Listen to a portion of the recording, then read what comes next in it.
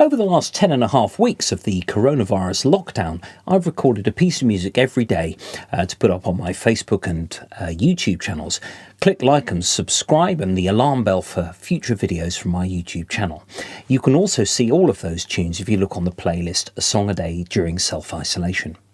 Now, today I was going to talk about the collaboration process, what you do when you are sending video files or audio files between people, so that they can play along with your tunes and then you can put their contribution onto your mix. And actually there's quite a few pitfalls that can be fallen into if you're not careful. And I've experienced those over the last few weeks. Most of my tunes I've done on my own in here, but some I have done with other people. Now the tune I'm just going to show you here, I did Tiger Feet, which was my final tune, day 74. And it just goes a bit like this. Oh, yeah! Etc, etc. Now, on the screen, which you can see here, you can see some grey files at the top there. They are the guide track that I sent to my brother so he could put his drums over them. Now, if I just unmute these tracks, for example, and I'm going to solo them out, you can hear what I sent him.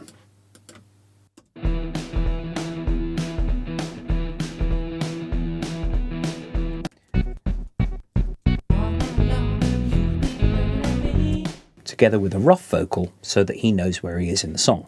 It's important, especially for drummers, to have a song to play to. Lots of people say, oh, can you just give me a drum groove? And really, it's not fair on the drummer because the drummer has got to be able to play to something. So I just knocked that backing track up in kind of 10 minutes, just a vague track that would go with his drumming. And then he sent me everything back.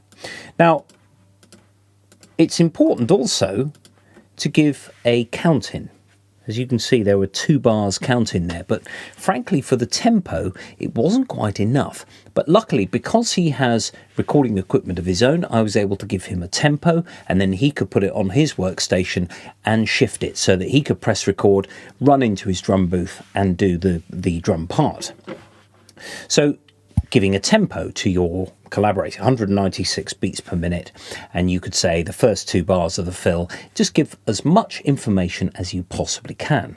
Now this really comes into its own when you are dealing with somebody who's maybe put a solo on your piece of music or put a vocal on, for example. It's very difficult sometimes to time it. You get the file back and you think, well, where does it go?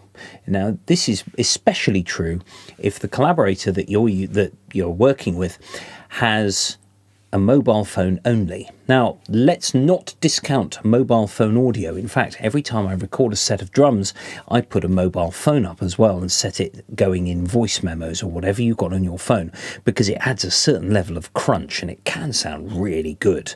Now, if you are working with somebody who is just recording on a phone and sending you the video with the audio attached, which you can remove, essentially what you need to get them to do, you need to give, say, you give them 8 bars introduction and you ask them to give a clap on the first beat of bar 5, for example, and then they come in on bar 9.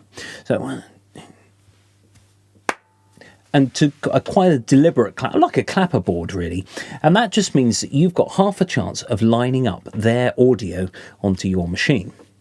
Sample rates wise, 44.1 kilohertz and 48 kilohertz are the most commonly used. Some people use 96 kilohertz, very few use 88.2, which is double the 44.1, but you have to standardize. You have to say, what sample rate are you using? Now, some older digital audio workstations, if you import, let's say, a 48 kilohertz file into a 44.1 kilohertz working space, their track will play a semitone lower and 10% slower, because it's being resampled essentially by your machine. So you've got to be a bit careful. Now, modern digital audio workstations will do sample rate conversion. Some of them do it automatically and they tell you that it's being done. But you can get little chatterings. If you convert between 44.1 and 48, it can actually play with the quality a little bit. I haven't noticed too many problems, but it's always best to standardize. Now, file sizes. Here we are living in the modern age of a super fast internet. So really, audio files, it doesn't really matter. 24-bit 44.1 kilohertz file uses roughly 7.5 megabytes per track minute. So if you've got a 16 track song of 4 minutes, that's about half a gigabyte of audio. That's easy. It's downloadable in really only a few minutes. So it is worth never ever send an MP3 to somebody, because it's very honky with its timing. I've known an MP3 to be out by a beat at 120 beats per minute by the time you get to the end of the song. You think, why is it sounding really... Ooh. And then you discover that it's sort of removed bits and pieces. It's a very clever compression codec, and it works very, very well. And really, it's what we're listening to now when we're listening to YouTube or digital radio, for example. That's all MP3 broadcast. But really, when we're working with recording and collaborating between musicians, keep everything super duper WAV quality. It's worth it, really is. It's no skin off the internet's nose, as it were.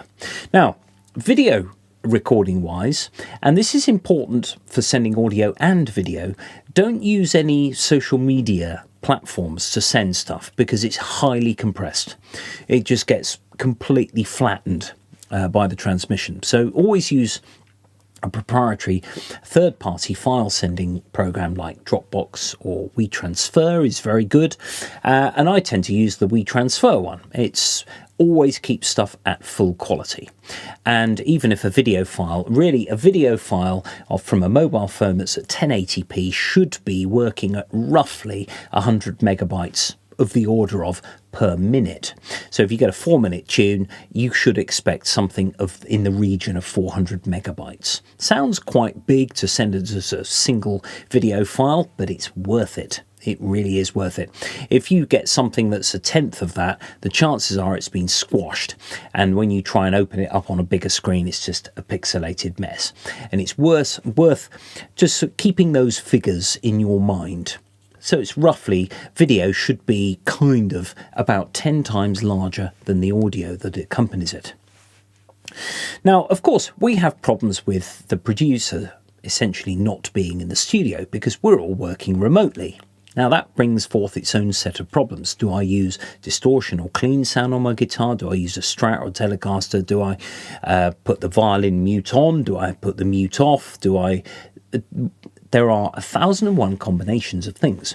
The answer is, when you're working with a collaborator, working with a musician, you should offer a range of options. So if you're a guitarist with recording gear, you should, of course, plug into your favourite amplifier, for example, but you should also plug into a DI box and record the guitar dry, because of the things like Guitar Rig and other fantastic guitar plugins that you can have on the computer. It's always worth having the option. You're not working against the guitarist. Guitarists, they're not working against you at all. They are simply giving themselves options, because it may be that the amplifier, they may want some drive, or they may want to change the sound from a British Class A like this to maybe an American, Fender amp or a Marshall, for example. It could be anything, and it's always worth giving them the option. Now, in terms of mobile phone video and audio, if you're the musician you're working with, if they've just got a mobile phone, all is seriously not lost. Actually, I've had some files back via just on a mobile phone that have sounded really good, really good. Some sort of compression is actually quite welcome, especially if it's a guitar solo. If somebody's recording themselves with their amp next to them, you think, oh, that sounds really good. It's got some nice room effects. It can be really usable.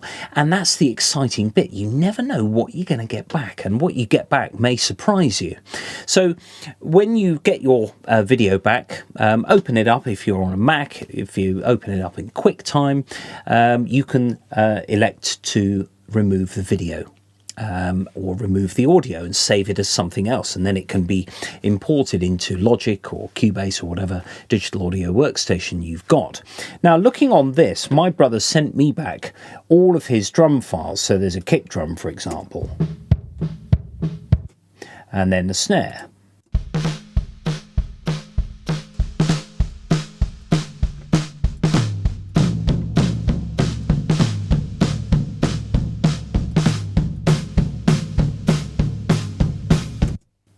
great. So many options there.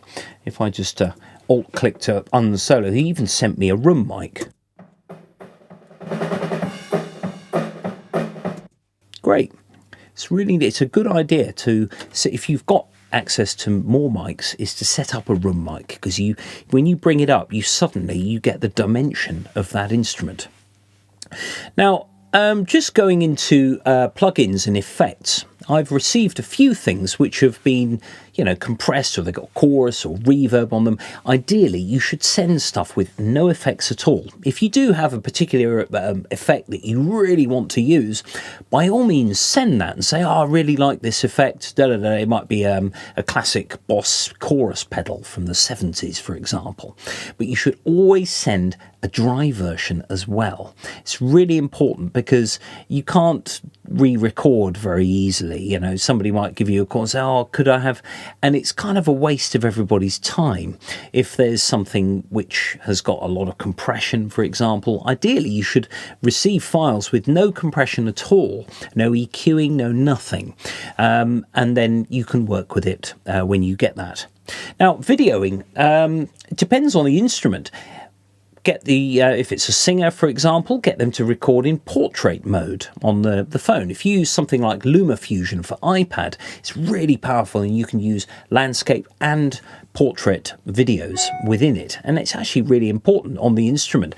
For example, bass guitar, it's going to be landscape because of the nature of the instrument. Drums could be portrait or landscape. Doesn't really matter which, but when you're putting all these videos together, you want to have some sort of freedom, so you're not just placing people in sort of quarters. You can put the bass player, especially with my shovel bass, I'd have that at the side as a portrait, and then maybe you have the drums as a landscape, and then have the vocalists as portraits, so that you can move them about and have a bit of fun with it. Now, sending video files, you've got to make sure that nothing is compressed. It's got to be as best quality as you possibly can. And with smartphones now operating at 1080p or even 4K, now we've got to be a little bit careful here. Of course, a 4K video file is going to be big, and it's not always going to be necessary, especially when you're working with a video editor who may indeed shrink the file size. 720p is pretty acceptable, especially when you consider that when you put stuff up on YouTube, it usually goes through some compression plugin like H.264 or some other format, MP4. It gets squashed down, but of course their video codecs are very advanced, and when you watch an high definition YouTube video, it looks very good indeed. Now, I think that's really about it. Just making sure that you cover all of your bases and that you give as much information to the person that you are working with really enables them to give you what you want.